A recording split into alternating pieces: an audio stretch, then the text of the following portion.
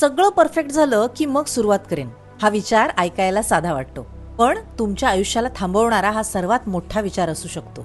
काही माणसं योग्य संधीची वाट पाहतात, योग्य वेळेची वाट पाहतात, परिस्थिती अनुकूल होण्याची वाट पाहतात आणि बघता बघता महिने वर्ष निघून जातात. लक्षात ठेवा, संधीची वाट पाहणाऱ्यांना नेहमी संधी मिळेलच असं नाही, पण काम सुरू करणाऱ्यांसाठी संधी निर्माण होऊ शकते. आवडतं काम मिळालं नाही म्हणून घरी बसून राहण्यापेक्षा आज जे काम तुमच्या पुढ्यात आलेलं आहे ते प्रामाणिकपणे सुरू करा. कारण कर्म हे छोटं मोठं नसतं, त्या कर्मामागची निष्ठा ही महत्वाची असते. जो माणूस सतत निष्क्रिय असतो त्याच्या शरीराला आळस आणि बुद्धीला गंज लागायला वेळ लागत नाही. पण जो माणूस सतत प्रयत्न करतो, चुका करतो, त्यातून शिकतो आणि पुन्हा उभा राहतो, त्याचं आयुष्य परिश्रमाच्या भट्टीत तापून अधिक मजबूत होत जातं. म्हणून आजपासूनच कामाला सुरुवात करा. कारण निष्क्रिय राहून गंजून राहण्यापेक्षा कर्माच्या आगीत झिजलेलं आयुष्य नेहमीच अधिक तेजस्वी आणि सन्मानाचं असतं.